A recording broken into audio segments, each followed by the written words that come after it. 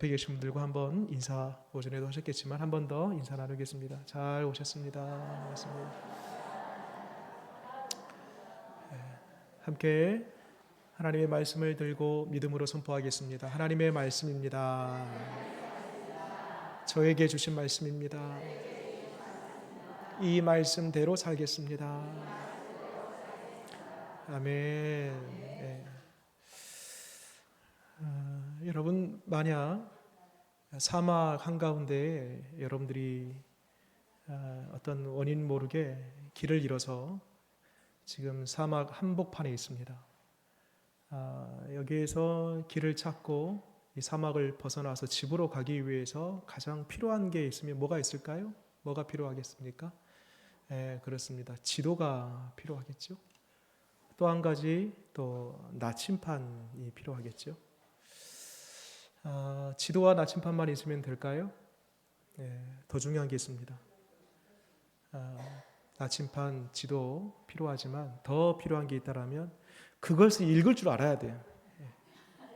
지도를 볼 줄 알아야 되고, 나침판을 봤을 때 이게 북쪽인지 남쪽인지 서쪽인지 동쪽인지 알아야 됩니다. 그래야지 길을 찾고 마침내 사막을 벗어나서 집으로 갈 수 있는 거죠. 여러분, 우리의 인생살이도 꼭 이와 같습니다. 내가 어디서 왔고 어디로 가고 지금 어디 정도에 와 있는지 전혀 알지 못하면 아무리 하나님의 말씀이 들려 있고 아무리 내가 신앙생활을 하고 있고 내가 아무리 직분을 받았고 이런 거 저런 거 내가 아무리 내 손에 들고 갖추어진 게 있다 할지라도 우리가 그것을 알지 못하면 우리의 모든 신앙생활은 어쩌면 헛수고일 수 있습니다.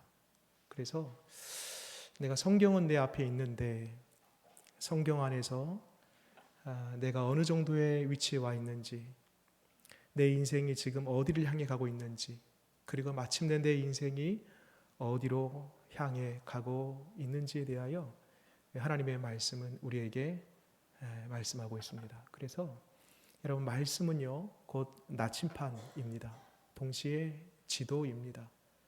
또한 나침판이면서 지도이고 또한 그 나침판과 지도를 볼 수 있는 안목을 이 말씀을 통해 우리에게 가르쳐 주십니다. 그래서 여러분, 오늘부터 성경이 얼마나 중요하고 그리고 특별히 이 성경을 묵상하는 것이 얼마나 중요한지에 대해서 제 계획으로는 한 5번 내지 한 6번 정도 그렇게 계획을 세웠는데요.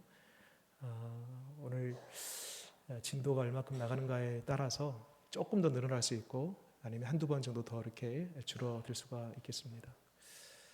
여러분, 본래 우리 민족이 가지고 있는 특징 중에 한 가지가 종교성이 뛰어납니다. 그래서 뭘 믿으면 확실하게 믿어버려요. 우리 사투리로 그냥 열심히 특심이에요. 그래서 뭘 하나 믿게 되면은요 밤새 불어요. 밤새 새벽부터 늦게까지 뭘 하나 붙잡으면요 내가 믿겠다고 하면은요 새벽에 과거에 우리 선조들이 정화수 떠놓고 빌던 그 열심이 있어요. 밤새 뭔가에 나무든 돌 앞에서 기도했던 그 열심이 우리의 어떤 정신과 얼 속에 담겨져 있습니다. 그래서 우리가 이제 기독교가 들어오고 믿음 생활을 시작하는데 이 정신, 이 선조들의 그 어떤 조상들의 얼이 그대로 이제 우리에게도 들어오면서요. 이왕 우리가 예수님 믿을 거 확실하게 열정적으로 최선을 다해서 몸 부사리고 몸 바쳐서 믿고자 하는 그런 열심들이 있습니다. 그러다 보니까 어떤 경우가 생기냐면 하나님의 말씀은 조금씩 뒤로 나가고요. 내 열심으로 내가 기도하고 내가 기도의 모든 것을 막 하다 보니까 어떤 결과가 생기냐면 우리의 기도가 말씀이 빠지니까요 미신으로 가는 거예요. 기복적인 신앙으로 가는 거예요. 그래서 기도라는 것은 하나님의 뜻을 구하고 그 뜻을 이루는 것이 기도의 목적인데 하나님의 뜻과는 상관없이 내가 원하는 것, 내가 목표로 하는 것, 이러다 보니까 결국 우리의 기도가, 우리의 신앙이 기복적인 것으로 흐르게 됐다는 것이죠. 그래서 1980년 그쯤을 해가지고요, 이제 말씀 운동이 일어납니다.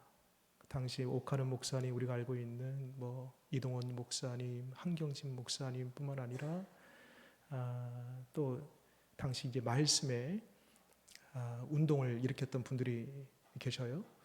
이런 분들을 중심으로 해서 우리가 물론 기도도 중요하다, 기도해야 된다, 기도가 얼마나 중요한지 모른다, 기도 운동도 중요한데 그와 함께 말씀이 기도와 함께 가야 된다. 기도와 말씀, 말씀과 기도가 균형과 조화를 이룰 때에 건강한 신앙생활, 건강한 교회를 이룰 수 있다라고 하면서, 당시 이제 온누리교회 이제 하용주 목사님인데 우리가 알고 계신 분들은 아시겠죠. 이 온누리교회에서 처음으로 이제 말씀 묵상을 위한 생명의 삶 들어보셨을 겁니다. 그 책이 처음으로 발간됐습니다. 그런데 여러분, 우리가 오해하지 말 것은 말씀 묵상이 어느 교회에서 개발한 어떤 프로그램이 아닙니다. 어떤 시스템이 아니에요. 여러분, 말씀 묵상이라는 것은요, 이미 하나님 성경 말씀 속에서 하나님께서 우리에게 요구하시는 중요한 신앙의 방법 중에 한 가지입니다. 그래서 이 1970년 후반부터 80년대부터 이제 말씀 운동이 일어나고 온누리교회 같은 또 성서 유니온과 같은 그러한 단체에서 하나님 말씀 묵상에 관한 책들이 집필되어지고, 요즘 같아서는요 그 외에도 여러 기관 단체에서 하나님 말씀을 묵상하는 책들이 매달 이렇게 발간되는 것을 보게 됩니다. 그러면서 1970년대, 80년대 그런 운동과 성경 말씀 운동, 말씀의 어떤 캠페인들이 일어나면서 자연스럽게 기도와 말씀과 기도의 균형을 우리 한국교회가 이렇게 맞춰가게 되었던 것이죠. 지금 우리가 한 5번 내지 6번 정도 이 성경 묵상 관련된 이 메시지는 이제 제 어떤 그 목회 계획으로서는 매년 우리 교회가 성경 묵상하는 교회로 이렇게 세워지기 위해서 매년 초에 한 3월부터 한 4월 그 어간에 매년마다 그렇게 할 계획을 가지고 있습니다. 오늘 이제 시편 1편 한 걸음 더 들어가 볼게요. 이제 우리가 말씀을 보았는데 거기에 묵상이라는 표현이 있습니다. 한번 볼게요. 2절 말씀 읽겠습니다. 시작. 오직 여호와의 율법을 즐거워하여 그의 율법을 주야로 묵상하는도다. 묵상하는도다. 이 묵상하는 사람이 누군가 봤더니 1절 말씀 보세요. 1절 어떤 사람이랍니까? 복 있는 사람. 그래요 여러분, 1, 2절을 딱 두 단어로 축약하면 복 있는 사람은 어떤 사람이냐면요, 묵상하는 사람입니다. 묵상하는 사람이 누구라고요? 복 있는 사람입니다. 그 가운데 복 있는 사람, 묵상하는 사람이다. 그 가운데 복 있는 사람이 어떤 사람이냐면, 하나님의 말씀을 묵상하다 보니까 그 가운데 내용이 뭐냐면 분별력이 생겨요. 가야 할 곳, 가지 말아야 될 곳, 내가 앉아야 될 곳, 서야 할 곳, 이렇게 분별력이 생기는 거예요. 여러분, 악인이 왜 망하는 줄 아십니까? 분별력이 없으니까 망하는 거예요. 가지 말아야 되는데 가는 거예요. 앉아야 되는데 앉지 않는 거예요.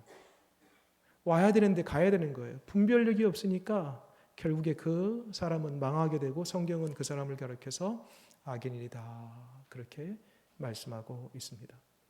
여러분, 아무쪼록 4번 혹은 많게는 6번 정도의 이 성경 묵상 이 훈련을 통해서 하나님의 말씀을 어느 때보다도 더 가까이 그리고 말씀을 볼 때마다 내 안에 이 세상을 향한 거룩한 분별력이 생겨서 내가 가야 할 것은 꼭 가고 내가 하지 말할 것은 하지 않고, 이 분별의 능력이 이 말씀을 우리가 훈련받으면서 우리 가운데에 차곡차곡 쌓여지는 그런 은혜가 있기를 바랍니다. 그래서 궁극적으로는 복 있는 사람 되어지기를 바랍니다. 이제 한 걸음만 더 들어가 볼게요. 이제 말씀을 본격적으로 묵상이 뭔지에 대해서 정의하기 전에 성경을 전체적으로 제가 한 5분 정도 이 성경이 뭔지에 대해서 잠깐 한번 소개해 볼게요. 여러분, 구약과 신약이 있죠. 구약. 우리는 구약하면 다 해서 몇 권이죠? 구약하면요 몇 권이죠? 30여 권은 뭔가요? 39권이죠. 그래서 구약 39권, 신약은요. 신약을 어떻게 그렇게 잘하세요? 구약이 약간 좀 소외받습니다. 그래서 39, 27을 그렇게 하죠. 39권, 27권. 합해서 몇 권이죠? 66권. 우리가 신앙생활 하면요 더하기도 잘해야 돼요. 그래서 66권이고요. 구약에 이 39권인데 사실 구약이라고 한다라면요 액면 그대로 구약 옛 언약인데 말 그대로 구약은 어떤 책을 가리키냐면 레위기를 가리킵니다.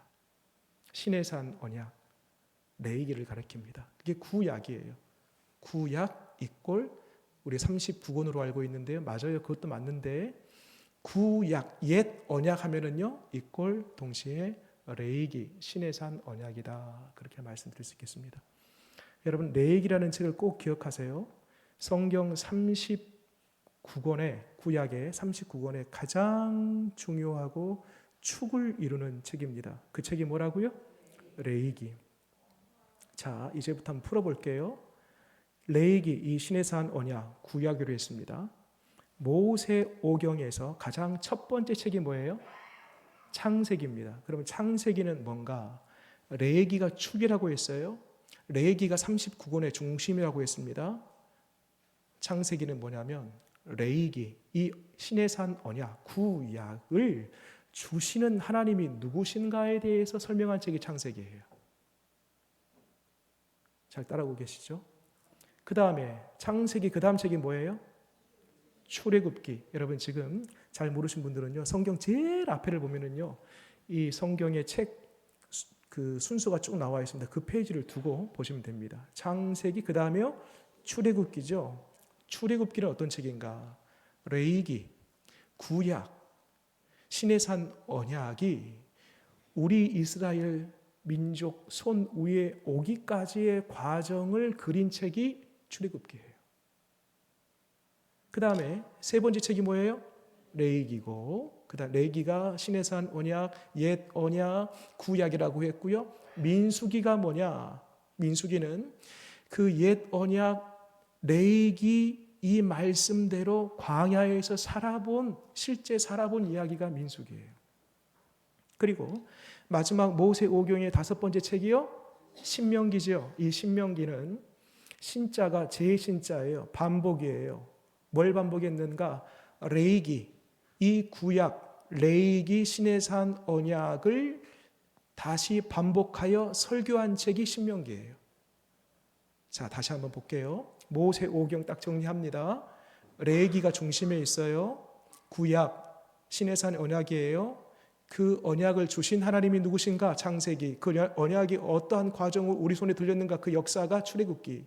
민수기, 그대로 한번 살아본 이야기, 그 말씀을 설교한 이야기 신명기. 딱 모세오경 정리가 되죠. 그러니까 이런 관점으로 성경 5권을 모세오경을 보는 거예요. 자, 그 다음에 신명기 다음 책이 뭐예요? 점점 이제 미궁으로 빠지죠. 자신감은 점점 잃고 목소리는 적어지고요. 그 다음에요 신명기, 여호수아, 그 다음에요 계속 해볼까요? 여호수아, 사사기, 룻기, 사무엘, 상하. 저를 잘 따라하고 계셨군요. 열왕기, 상하, 역대, 상하. 그 다음에 에스라, 느헤미야, 에스더. 자, 에스더까지 보세요. 12권의 책입니다. 이것을 구약의 역사서라고 합니다. 그러면 이 레위기와 이 역사서 12권과는 어떤 관계가 있는가?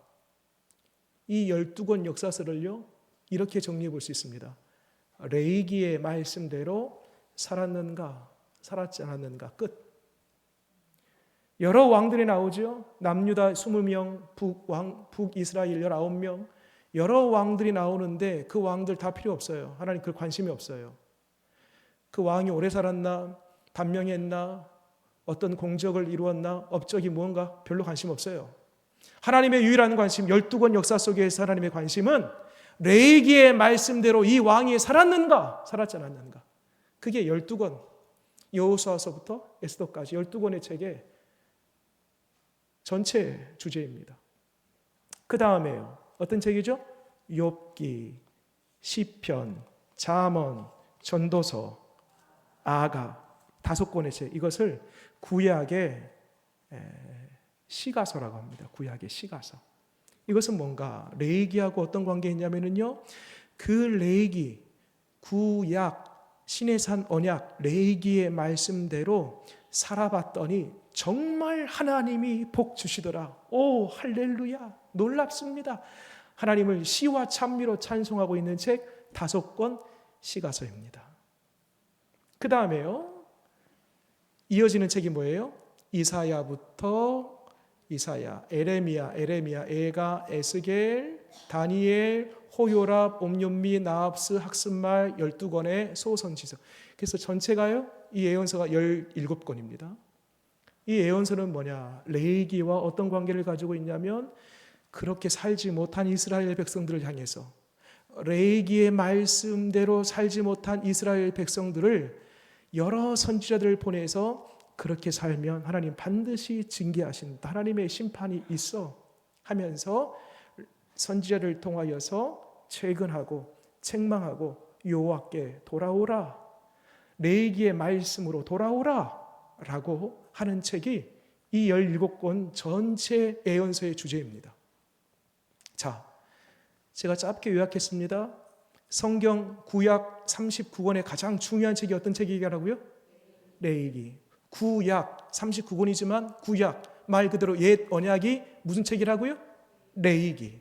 창세기는 그 레위기를 주신 하나님에 관한 이야기, 출애굽기는 그 레위기가 이스라엘 백성들 손에 들리기까지 오고 온 그 역사를 기록한 책, 민수기는 레위기의 말씀대로 살아본 책, 신명기는 레위기의 말씀을 설교한 책, 역사서 여호수아에서부터 에스더 12권의 책은 그 말씀대로 살았는가, 살지 않았는가, 왕들, 수많은 왕들의 이름이 나오지만은 하나님 그에 관심 없고, 레위기의 말씀대로 살았으면 복을 주고, 레위기의 말씀대로 살지 않았던 그 시대 그 왕, 그 자손들에게는 하나님의 징벌이 있고, 그게 역사서고, 이후에 이어지는 5권의 욥기, 시편, 잠언, 전도서, 아가, 이 5권의 시가서는 그렇게 살아봤더니 정말 하나님이 복을 주시더라 하면서 할렐루야 하나님을 찬양하고 있는 책들 5권. 이어지는 책들, 이사야부터 마지막 말라기까지 대선지서, 소선지서. 여러분, 대선지서하고요, 참고로 소선지서의 차이점은요, 다른 게 아닙니다. 이사야, 에레미야, 또 에스겔, 이런 선지자들이 대선지자거든요. 대선지서거든요. 그리고 뒤에 호세아부터 저기 말라기까지 이게 소선지서라고 하는데, 대는 뭐고 소는 뭔가? 그것은요, 사람이 키가 크고 키가 작고 그래서 대고 소가, 이게 아니고요. 대선지서와 소선지서의 차이점은요, 뭐냐면요, 분량의 차이예요. 분량이 많으면 대선지서, 분량이 적으면 소선지서. 그 선지서 17권의 책의 이야기 주제는 뭐냐고요? 레위기의 말씀대로 살지 못한 이스라엘 백성들을 향하여서 하나님의 심판과 징계와 징벌이 있음을 경고하고 있는 책. 하나님은 한 번에 심판하지 아니하고 기다리고 있음을 말씀하면서 여호와께로 돌아오라 라고 말씀하고 있는 책 17권의 선지서다. 야, 세상에 여러분, 5분 만에 한 권을 뗐습니다. 구약 한 권을요. 여러분, 지금 우리가 무턱대고 성경을 읽으면 이게 안 보여요. 근데 내 얘기를 딱 축을 삼고 기준으로 삼으면서 성경을 쭉 읽어나가면, 아, 이 정도는, 이 부분은 이렇게 읽어가면 되겠구나. 아, 내가 이 정도 왔구나. 이제 길이 보이죠. 길이. 한번 찾아보겠습니다. 말라기, 제일 마지막 책.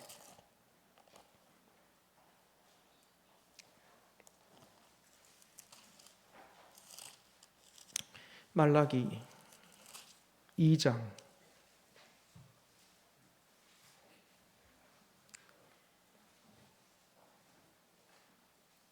말라기 2장 4절 5절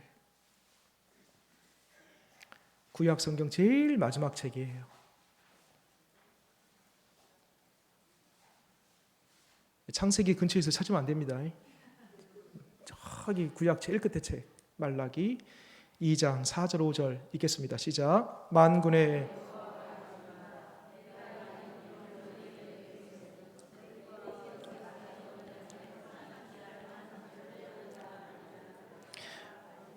레위와 세운 나의 언약은 생명과 평강의 언약이라. 내가 이것을 그에게 준 것은 그로 경외하게 하려 함이라. 그가 나를 경외하고 내 이름을 두려워하였으며. 자, 이걸 보면 레위와 세운 언약이 뭘까요? 레위기예요. 여러분, 지금 내 말라기는요, 레위기, 시내산 언약, 그 구약을 모세가 받은 이후로 얼마나 지났냐면요, 이 말라기 시대는요 1000년이 지났습니다. 1000년 후에도 하나님은 지금 뭘 찾고 있어요? 레위기 말씀을 찾고 있습니다. 레위기, 이 하나님의 말씀은 결국 우리에게 뭘 주시기 위함이냐면 생명과 평강의 언약이라. 우리에게 생명과 평강을 주시기 위해서 말씀을 주신 것입니다. 여러분, 그래서 이제 우리가 지금 잠깐 한 5분 정도에 걸쳐서 구약을 전체 한번 레위기를 중심으로 해서 구약과 어떤 상관관계가 있는지 살펴보았습니다. 여러분, 지금까지 살아오면서 신앙생활하면서 이제 이런 얘기, 오늘 금방 말씀드렸던 이야기를 처음 들으신 분들 계실 겁니다. 이제는 오늘 들었으니 여러분, 여기 있는 여러분들이 복 있는 사람입니다. 나머지 분들은 뭔가요? 네. 그렇습니다.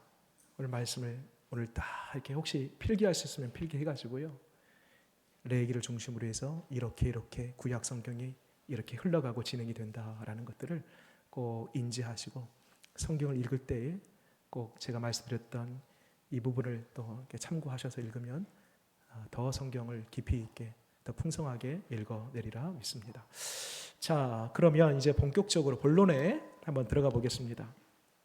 어디를 보시냐면, 한번 지금 유인물 갖고 왔는데요, 프린터물 한번 뒤로 쭉 한 장씩 한번 나눠주시겠습니다. 여러분, 오후 예배 때 오시면요, 이렇게 선물도 드립니다. 2장 마시고 한 장씩만, 한 장씩만. 그리고 연필이나 볼펜이 있으면 빼놓으시고요.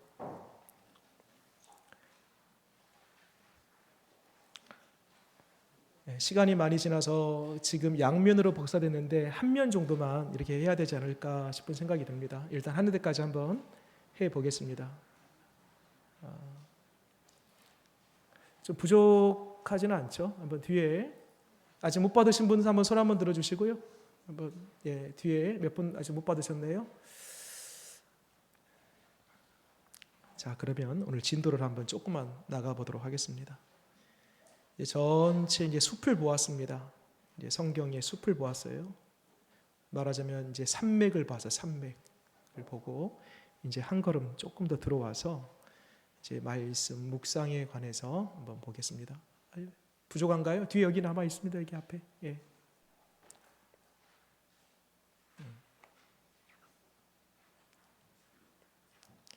아직 못 받으신 분들이 계셔서 잠깐만요. 뒤에까지 받으시면 시작을 하도록 하겠습니다. 한 장씩만 받으시면 됩니다.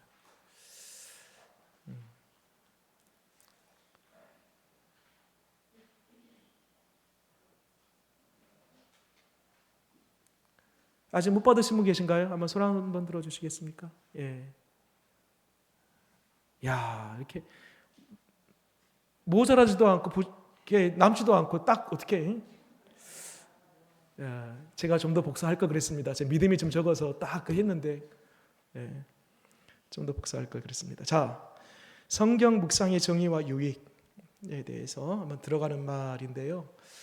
여러분, 그 유인물도 있고요. 앞에 이제 PPT도 보면은 화면에 준비도 해놨습니다. 보시면서 지금 글자가 잘 안 보이신 분들은 앞에 보고 하셔도 되고요. 앞이 오히려 더 안 보이실 수도 있겠네요. 그러면은 그 인물을 보시면서 하면 되겠습니다. 제가 쭉 읽으면서 가볼게요. 우리는 매일 먹고 입고 거하며 살아갑니다. 우리가 먹는 것이 우리의 몸을 만들고 우리가 입는 것이 우리를 나타내고 우리가 거하는 곳이 우리의 생각에 영향을 미칩니다. 마찬가지로 우리가 매일 읽고 듣는 것이 우리 생각과 생활에 영향을 미칩니다. 매일 하는 행동들은 습관이 되고 그 습관은 우리의 뭘까요? 정체성을 형성하고, 정체성입니다. 정체성. 내가 누군가, 나라는 사람을 만들어 간다는 것입니다. 그 다음에 삶의 방향성을 결정하기 때문입니다. 내가 어디로 가야 될지 그 방향을 결정합니다. 따라서 아주 사소하고 평범해도 매일 하는 행동은 매우 중요하고 힘이 셉니다. 여러분, 결국 믿음이 뭐냐라고 할 때 믿음은요, 나라는 사람이 누구인지를 증명해내는 여정입니다. 여러분, 우리가 누구죠? 우리는 그리스도인입니다. 하나님의 사람, 하나님의 자녀입니다. 그런데 참 내가 누군가에게 나 그리스도인이야, 나 하나님의 자녀야 라고 말하기가 쉽지 않아요. 예를 들면 어떤 사람이 교사예요. 교사인데 하나님을 믿는, 예수 믿는 교사예요. 그러면 누군가에게 자기를 소개할 때에 나는 교사입니다. 누구나 다 할 수 있는 소개입니다. 나는 어디에서 일을 합니다. 자기의 직함을 얘기할 수 있습니다. 그런데 진짜 어려운 게 뭐냐면 나는 예수 믿는 교사입니다. 이 말하기가 얼마나 어려운지 몰라요. 나는 예수 믿는 이런 일을 하는 사람입니다. 쉽지 않아요. 그 정체성이 뭐예요? 나라는 사람이 뭐예요? 교사가 나라는 사람인가요? 아니면 하나님을 믿는 하나님의 자녀가 자기의 정체성인가요? 그래요. 우리의 이론, 우리가 생각하는 것은 하나님의 자녀, 그리스도인, 이게 우리의 정체성이거든요. 그런데 이 말하기가요, 쉽지 않아요. 이 말하기까지 어떤 사람은요, 30년 걸린 사람이 있습니다. 30년이 넘어도 이 말하지 못하는 사람들이 많아요. 나라는 정체성이, 여러분 예를 들어서 앞에도 제가 말씀드린 것처럼 교사, 아이들을 가르쳐요. 이것은 기능이에요. 이것은 직업이에요. 이것은 그 사람의 정체가 아니에요. 기능이에요. 근데 그 사람의 정체, 그 사람의 본질은 뭐냐면 하나님의 사람이에요. 하나님의 사람, 교사. 이 말하기가 쉽지 않습니다. 그래서 뭐가 필요하냐면 매일매일 내가 먹고 입고 마시고 내가 매일매일 하는 그 습관들, 이것이 나의 생활이 되고 이것이 나의 삶을 만들고 결국 이것이 나를 정체 그리고 나의 삶의 방향을 결정해 놓는 것처럼 우리가 하나님의 말씀을 그와 같이 매일매일 섭취하고 하나님 말씀 앞에 내가 서는 연습들이 매일매일 있을 때 비로소 교사, 어떠한 일, 직종, 그 말을 하기 전에 나는 하나님의 사람입니다 말을 할 수 있게 된다는 것입니다. 이해되시죠? 그 다음에 좀 볼게요. 우리가 그리스도인으로서 매일 해야 하는 행동 중 가장 중요한 행동은 무엇일까요? 우리가 그리스도인이라는 정체성을 가지고 있습니다. 그러면 뭘 해야 될까? 밑에 읽어보겠습니다. 시작. 그리스도인으로서 매일 해야 하는 가장 중요한 행동은 하나님 말씀이신 성경을 읽는 것입니다. 거기에 밑줄을 쫙 이렇게 그으면 좋겠죠. 하나님 말씀이신 성경을 읽는 것입니다. 좀 더 계속 읽어볼게요. 왜냐하면 성경은 하나님께서 자신을 알려주신 책이며 동시에 우리가 믿어야 할 대상과 이유를 알려주는 책이기 때문입니다. 심지어 사도 요한은 하나님 말씀이 곧 하나님이라고 하셨습니다. 정말 그런가 볼까요? 뒤에 요한복음 1장 1절 말씀 읽겠습니다. 시작. 태초에 말씀이 계시니라. 이 말씀이 하나님과 함께 계셨으니 이 말씀은 곧 그렇습니다. 하나님이시니라. 하나님이시라. 잠깐 저를 보실래요? 여러분, 말씀이 하나님이시래요. 그러면 성경에 하나님을 가까이 함이 내게 복이라. 어떻게 하나님을 가까이 할 수 있겠습니까? 그렇습니다. 말씀을 가까이 하는 것. 호세아 선지자의 말씀 보니까 여호와께로 돌아오라, 여호와께로 돌아오라. 여러분, 어떻게 여호와께로 돌아갈 수 있어요? 말씀으로 돌아가는 것입니다. 하나님을 사랑하는 것이 나의 의요 나의 빛이라. 하나님 어떻게 사랑해요? 말씀을 사랑하는 것입니다. 하나님 말씀이 곧 하나님이시라. 자, 그 다음 페이지 조금만 더 해볼게요. 그 다음 넘어와서 그러므로 밑에 이제 마저 읽겠습니다. 그 부분. 그러므로 가로에 매일 성경을 읽고 매일 성경을 읽고 묵상하는 것은 매우 중요한 일입니다. 성경을 묵상하는 것이 매일의 일상이 될 때 우리는 묵상하는 일생을 살아갈 수 있습니다. 내가 매일 하는 것이 나를 만듭니다. 매일 하는 성경 묵상이 우리를 어떤 사람으로? 말씀의 사람으로 만들고 하나님의 사람으로 살아가게 합니다. 그렇게 적으시면 되겠습니다. 그렇습니다, 여러분. 앞서도 말씀드린 대로 내가 매일 뭔가를 하면은요, 그것이 나를 만들어 갑니다. 그런 것처럼 하나님의 말씀을 주일에 딱 한 번만 교회 나와서 말씀을 듣고 그걸로 족하지 않고 내 삶의 매일 같이 이미 우리 손에 들린 하나님의 말씀, 과거에는 특권층, 특정한 사람들에게만, 그것도 그 언어가 아닌 히브리어나 헬라어, 라틴어 이와 같은 그런 고대 언어들로 쓰여진 책을 특정한 사람들만 볼 수 있도록 했는데, 이제는요 하나님의 말씀 한글로 번역되어서 누구나 다 볼 수 있도록 우리 손에 들렸지 않습니까? 놀라운 선물입니다. 그래서 매일 한 장이든 두 장이든 한 절이든 두 절이든 하나님의 말씀을 늘 가까이 하는 것이 좋습니다. 그래서 어떤 분들은요, 이 성경을, 여러분들 성경 보통 이제 한 권 이상은 다 갖고 계시잖아요. 그래서 가장 잘 보이는 곳에 성경을 덮어두지 마시고 성경을 열어두세요. 또 어떤 분들은 이제 화장실에도 갖다 두고요, 안방에도 갖다 두고요, 내 손이 잘 집어볼 수 있는 그 곳에, 가까운 곳에 성경을 덮어놓지 말고 열어놓으십시오. 그리고 지나갈 때 한번 쓱 보세요. 쓱 지나갈 때 한번 보세요. 이게 우리의 생활이 되고 습관이 되고 우리의 삶이 되어서 나중에는요, 주님 내가 말씀 없이는 못 살겠네요. 내가 말씀을 읽는 것이 아니라 말씀이 나를 읽고, 아멘이십니까? 네. 내가 내 힘으로 말씀을 읽는다고 했는데 말씀이 나를 어느 순간에 읽어가는 거예요. 그리고 말씀이 나를 끌어가는 거예요. 여러분, 이 은혜가 있기를 바랍니다. 좀 더 읽어볼게요. 밑에. 그러면 오늘은 말씀 묵상의 정의까지만 한번 하고 마치도록 하겠습니다.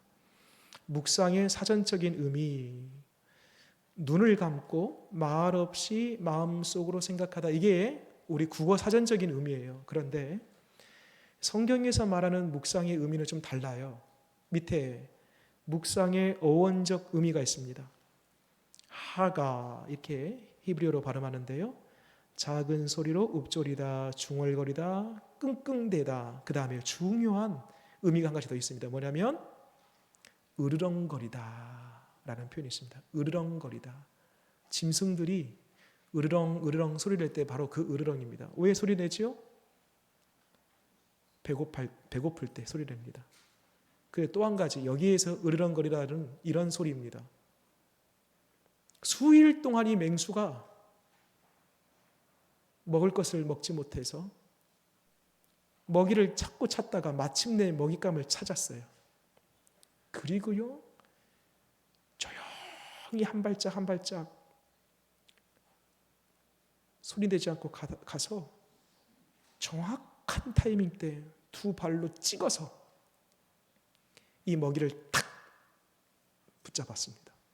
그런데 문제가 생겼어요. 옆에 다른 짐승들이 와가지고요, 내가 잡은, 수일 만에 잡은 이 먹잇감을 빼앗으려고 해요. 그럼 어떻게 하겠습니까? 오르릉 오르릉 빼앗기지 아니하리라.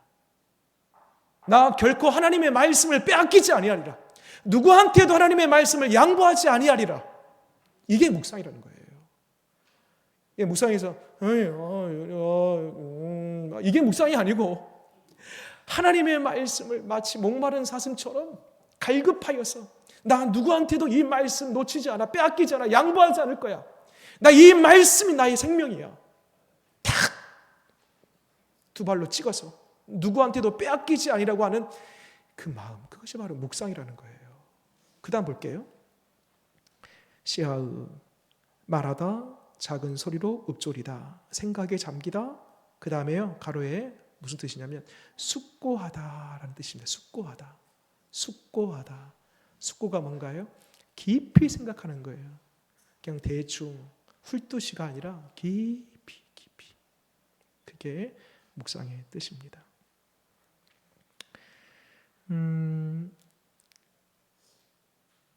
그러니까 여러분, 묵상을 잘하는 사람들은요, 특징이 있습니다. 생각이 깊어요. 사려가 깊습니다. 그래서요, 실수가 적어요. 묵상을 가만히 하는 사람들 보면은요, 그 삶에 크게 문제가 없어요. 왜냐하면 앞서도 한번 말씀드린 것처럼 묵상하는 사람은요, 분별력이 생기거든요. 생각이 깊거든요. 그러니까 실수가 적어요. 당연히 후회도 적겠지요. 좀 더 볼게요. 3번, 거의 다 왔습니다. 성경 묵상의 실천적 의미. 성경을 매일 읽는 거.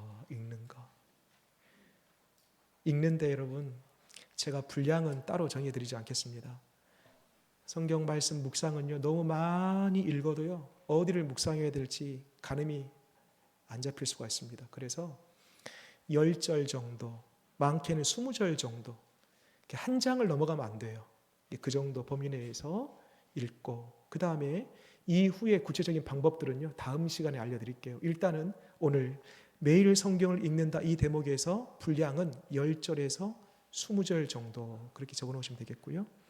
읽는 방법, 이후에 구체적인 방법들은 제가 더 말씀을 드리도록 할게요. 그 다음에 2번, 읽는 말씀을 깊이 생각하는 거예요. 말씀을 마음에 간직하는 것. 즉, 말씀 안에 거하여 말씀으로 살아내는 것. 이렇게 써놓으시면 되겠습니다. 그러니까 이제 앞에 제가 쭉 성경 묵상하는 방법을 말씀드리면서 이제 앞으로 하겠지만은요, 이런 거예요. 여러분 10절에서 20절 정도의 말씀을 쭉 읽잖아요. 그것을 한 번만 읽으시면 안 됩니다. 적어도 3번 정도 천천히 읽습니다. 가급적이면 소리를 내어서 읽으면 좋습니다. 눈으로만 보면 한 번 읽지요. 소리를 내면은요, 귀가 한 번 더 들어요. 그래서 2번을 읽는 거예요. 소리를 내어서 천천히 읽으세요. 3번 정도 읽다 보면은요, 어느 순간에 그 10절, 20절 중에서요, 딱 내 눈에 들어오고 말씀이 딱 튀어나온 것처럼 내 마음에 딱 들어오는 말씀이 한두 구절이 있습니다. 그러면 그 말씀을 딱 캐치해서요, 그 말씀을 깊이 생각하는 거예요. 생각하다 보면은요, 내 마음에 그 말씀이 들어옵니다. 그리고 그 말씀을 가지고 나중에 말씀드리겠지만 붙잡고 성령을 의지하면서 기도합니다. 그리고 그 말씀이 오늘 삶 가운데, 더 나아가서는 오늘 그 말씀이 그대로 적용 안 돼도 돼요. 그 말씀이 내 삶 가운데에 실현되고 나타나기를 그렇게 기도하는 것입니다. 그게 나중에 소위 적용이라고 하는데, 그것은 이후에 말씀을 드리도록 하겠습니다. 자, 그러면 마지막 시편 요한복음까지 세 구절이 있는데 이것만 읽고 마치도록 하겠습니다. 말씀 묵상이 얼마나 중요한지. 내가 주께 범죄하지 아니하래요. 주의 말씀을 내 어디에? 마음에 두었나이다. 내 마음에 두었답니다. 뭐하지 않기 위해서요? 범죄하지 않기 위해서. 에스겔 3장입니다. 읽어볼까요? 시작. 그가 그 두루마리를 내게 먹이시며 내게 이르시되 인자야 내가 내게 주는 이 두루마리를 내 배에 넣으며 내 창자에 채우라 하시기에 내가 먹으니 그것이 내 입에서 달기가 꿀 같더라. 그래서 여러분 말씀은요 읽는 것을 넘어서요 말씀은 먹는 것입니다. 그래서 말씀은 내 눈으로 시작해서요 어디까지 들어오냐면 내 머리를 지나 내 가슴, 내 손발, 삶으로 흘러가는 것입니다. 그 다음에 요한복음 15장 7절 너희가 내 안에 거하고 내 말이 너희 안에 거하면 무엇이든지 원하는 대로 구하라 그리하면 이루리라. 여러분 원하는 대로 구하라 그리하면 이루리라. 네 기도하면 무조건 내가 응답해 줄게. 얼마나 가슴 벅찬 그런 말씀이에요. 원하는 대로 구해 내가 들어줄게. 그런데 조건이 하나 있답니다. 주의 말씀이 내 안에 들어와야 됩니다. 이렇게 말씀에 기초된 말씀과 함께 말씀이 기도와 함께 갈 때에 비로소 그 말씀이 비롯된 기도가 100% 응답되는 것입니다. 오늘 이제 말씀 묵상의 정의 그리고 하나님의 말씀이 어떠한 것인지 우리 삶에 어떠한 유익을 끼치는지에 대해서 짧은 시간 동안 간략히 이렇게 정리해 보았습니다. 여러분 오늘 나눠드린 이 유인물은요 다음 시간에도 좀 갖고 오시고요 매 시간마다 제가 한 장씩 선물을 드리도록 하겠습니다. 그래서 혹시 집에 남은 이런 폴더 같은 거 하나 있으시면 거기다가 잘 이렇게 넣으셔서 갖고 오시면 되겠습니다. 또 이렇게 말씀드려도 한 3분 정도는 그대로 놓고 가실 분들도 계실 거예요. 놓고 가지 마시고 그대로 갖고 가시고 다음 주에 또 이어서 하도록 하겠습니다. 제가 기도하고 마치도록 하겠습니다. 기도하겠습니다.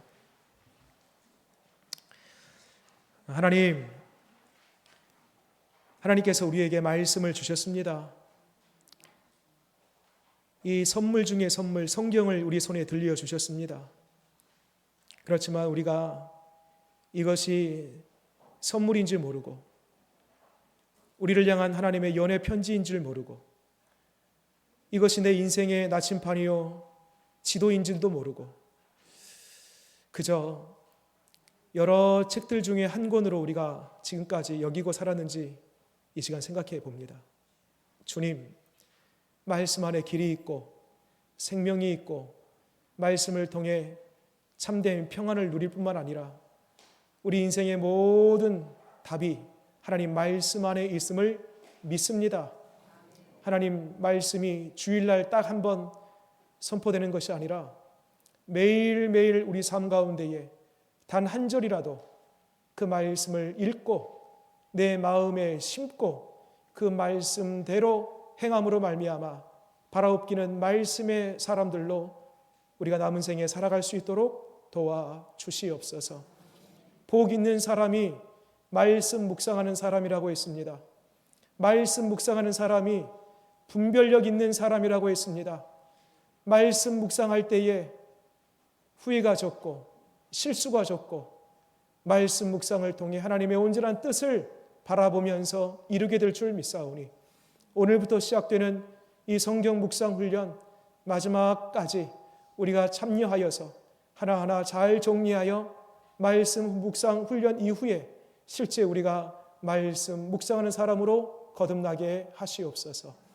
예수님 이름으로 기도드립니다. 아멘.